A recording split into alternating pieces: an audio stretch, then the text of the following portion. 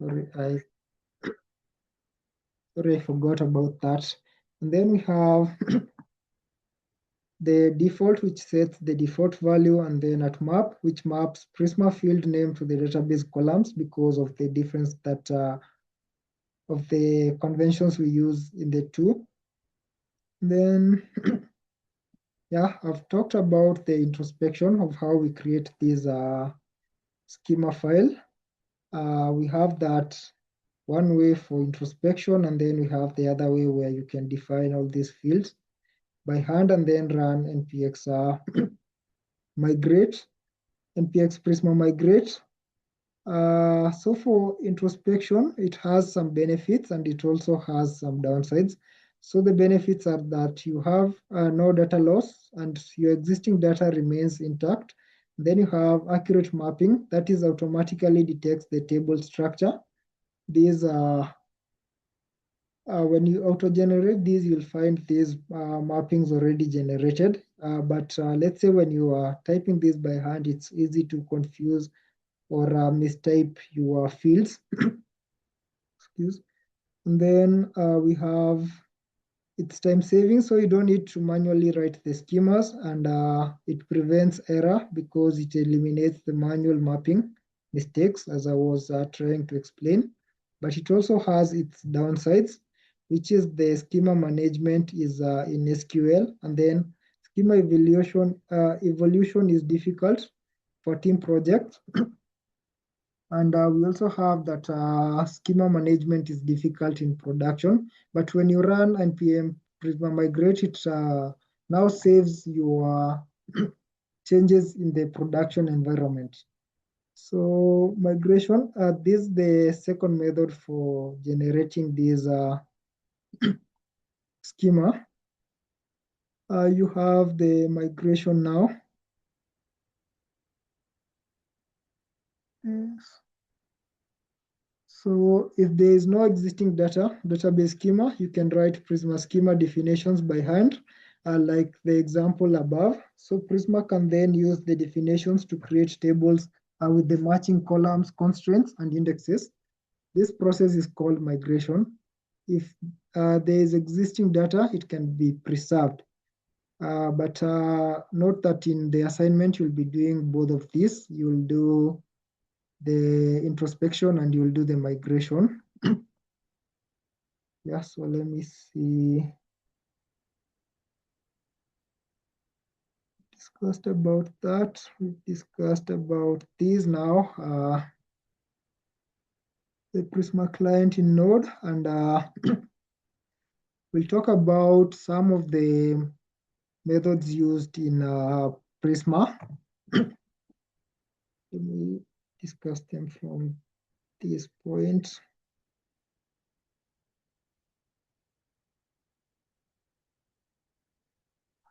So we have the Prisma methods for database operations.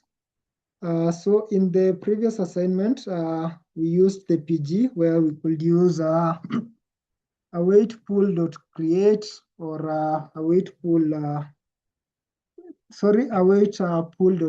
but now we'll be using these Prisma methods for database operations. So for example, for inserting, instead of writing the raw SQL queries like we were writing in our task controllers, for example, this one for insert into task, and then you write the entire query. You'll just be calling these Prisma methods. For example, for inserting, you'll call the Prisma.model name. So for example, if it's for inserting a user, you'll call the Prisma.users.create, and then you pass in the field where, or the values that we want to create, and then for select, we'll have Prisma.model.findMany, or Prisma.model.findFirst, or Prisma.model.findUnique, and Prisma.model.groupby when we are conducting some sorting. So I'd love you to look at the difference between the find first and the find unique method. For this select, and then for the update, we'll have prisma.model.update when you want to update only one record, and also have the prisma.model.update many, where you want to update many records in your database. Then we have the delete, which will have prisma.model.delete for deleting one object. And then we have the prisma.model.delete many, where you want to carry out batched operations, where you want to delete many records in your database. So also note that this is not a complete list. If the model is user and it maps to user stable, you can do, this is an example, prisma.user.create. Then we have the data where we pass, for example, the name. We look at an example of how to do this in the case of assignment. So also note that this example will not be schema compliant because many Prisma methods have the where clause for this property to specify which record should be read, modified, or deleted. Methods that create or update use a data property to specify the field names and values. So when retrieving data, you can use the select to to choose the fields you want. Other options such as order by and group by correspond to the SQL features you have already seen. In your assignment A, I'm sure you interacted with a lot of SQL queries, which enabled you now to master these SQL concepts. Okay, so those are the methods that we have. And then after the methods, okay, this is now an example because in the case for our tasks, for example, the const new task is equals to await prisma.task dot create, and then the data, and then we pass in the fields. We have the title, value.title is completed, value is completed, and user ID, which will be the rec.user ID. And then we return the response for the created task. Yeah. And then, so for the steps to create this, you won't change your control as much because you had the validation step where you validated the request object with joy, and then the changes will now be, instead of calling the pool, we'll be now calling the prisma.task or the prisma.model name, and then the method you want to access. So you also, when we introduce Postgres, we discarded the method we were using to generate the task because the ID, the closure that was introduced, I think in lesson 3, we disregarded that. We still won't be using that because the database will be creating these IDs for us. And then the return object already matches the schema type because we introspected our database. And then this is an example for using the relations and include. So an example here we have, excuse, this is the model user we have and the tasks. So in this we have the ID, and then we have the tasks array for a certain user. Then for the task, we have the ID, the user ID, and the user. So for example, for a query, we could do a const user is equals to await prisma.user.find unique where clause where our user ID is 1, and we'll be including the tasks. So this will now return user.task array, and we don't need to declare the manual join or a second query. So, and a disclaimer here is that this now works for one-to-many relationships, or like for example, users with tasks where one user can have many tasks. And for many-to-many relations, we need to use a join table, same as RowSQL. Though Prisma can model it explicitly or implicitly, depending on how you carry out your queries. This is just an example now juxtaposing the uh, pool under the Prisma ORM. So for example, instead of writing these raw SQL queries where we have this const result is equals to await pool dot query, select everything from tasks where user ID is equals to that, and then order by created that. In descending order, you have now to select the returned row, but for just Prisma, you use a shorter code and it's more precise. So const task is equals to await prisma.task.find many, where user ID is equals to 3, and then order by created that in a descending order. We just define them the normal way we define JavaScript objects. I don't know whether there is a question up to that point. Let me check any question or any clarification. Okay, so let's proceed.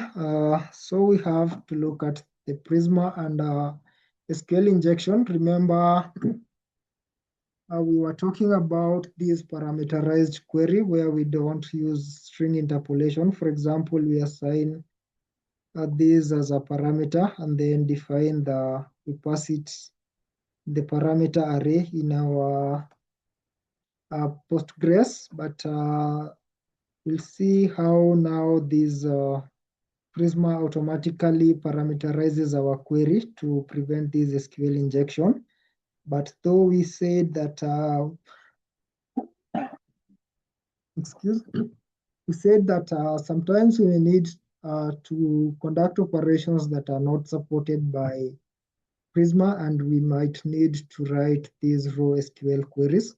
And we need to avoid these query row unsafe method for SQL because it may allow string interpolation and hence expose our database to the risk of SQL injection. For example, with this prisma.query row unsafe, select everything from users where email is equals to email, where we do the string interpolation directly. So instead of this, you can do the parameterized query and just pass this as that, and then you pass it in the array, in the query array. So maybe you could have selected the email, so it could be your value.email, maybe as an example. But SQL normally parameterizes our query, and that's why this query is safe. For example, prisma.user.findUnique, where email we pass in our email variable. So remember that SQL row with the tagged template syntax is still parameterized and safe. The one that is unsafe is the one that has the unsafe keyword. It's the SQL row unsafe with string interpolation that reopens the SQL injection risk. Also now, this Prisma also supports the transactions, the ones we already discussed, that this allows consistencies in our database where if one operation fails, both operations won't succeed and the database rolls back to the initial state. So we have an example here of the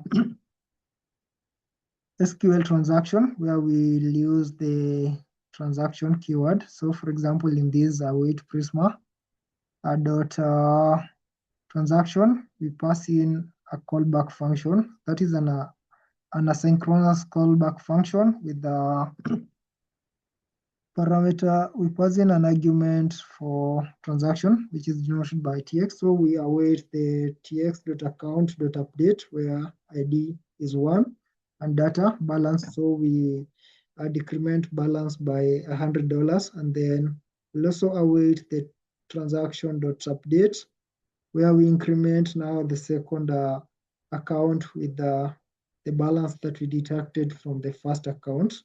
So for example, for instance, this first operation fails, the other second operation won't complete, and our database will roll back to the initial database instead of having inconsistent records where we have debited one account and we did not credit the other account. So that is a transaction with SQL. And now we'll talk about handling errors in Prisma. I don't know whether there is any question. Any question on that? So let me discuss this error handling in Prisma. So let me use the content here because it's a bit more detailed.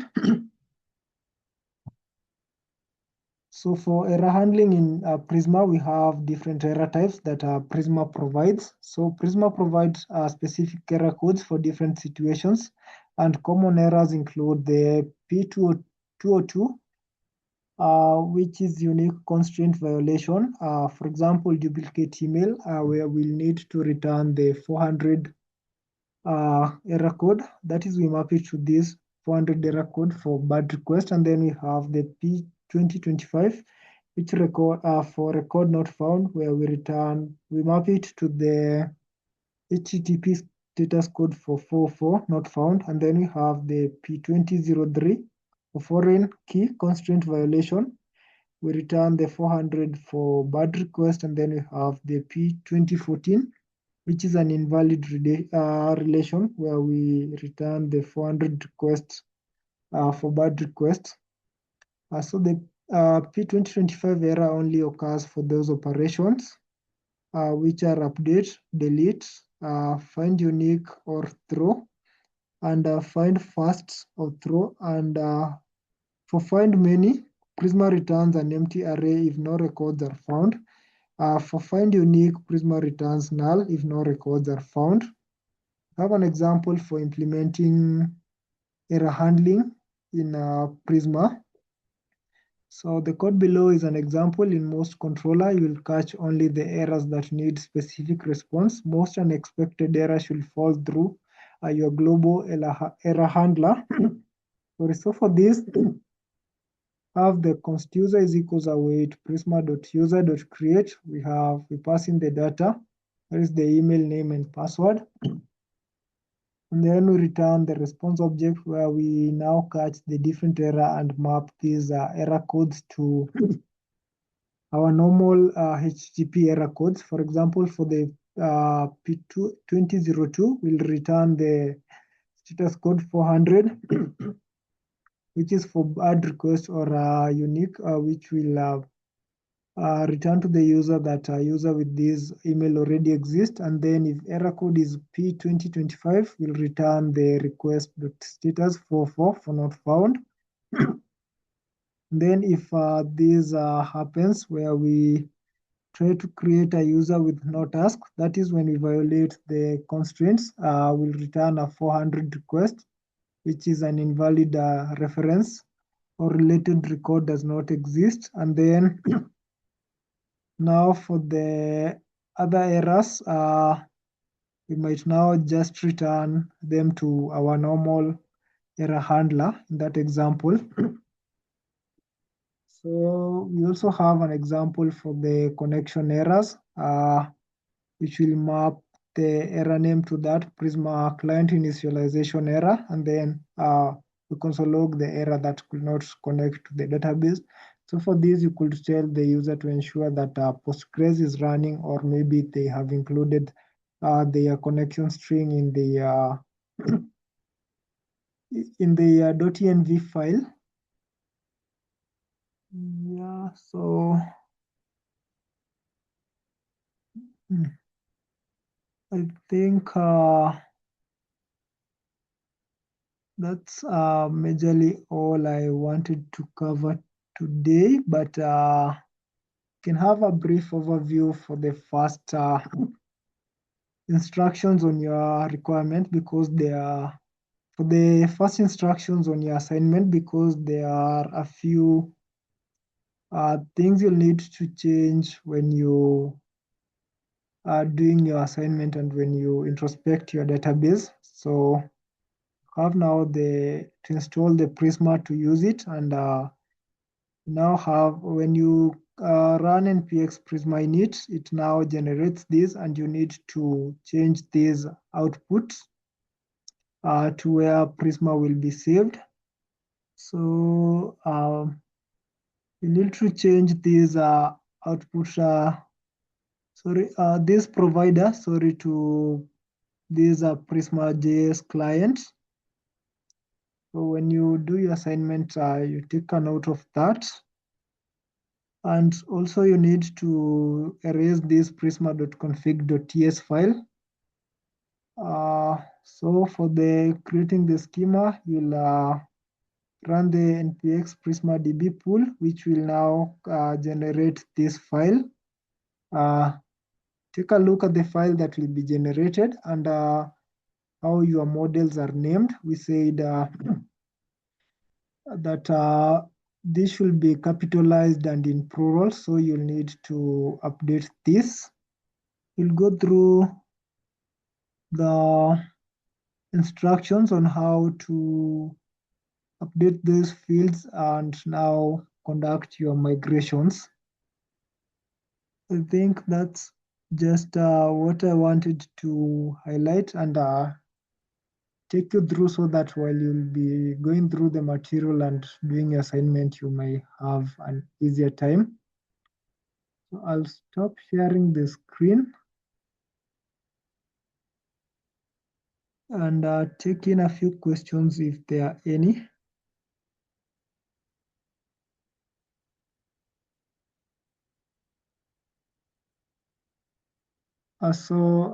There are any questions from anybody?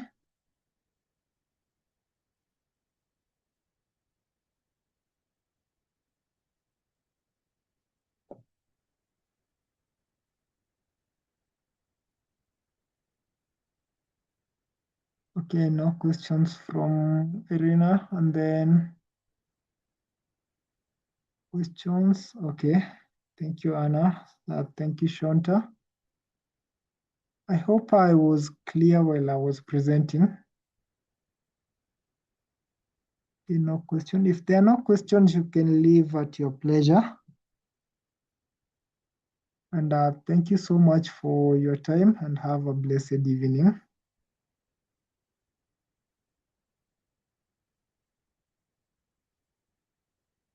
Uh, Thank you, Shanta.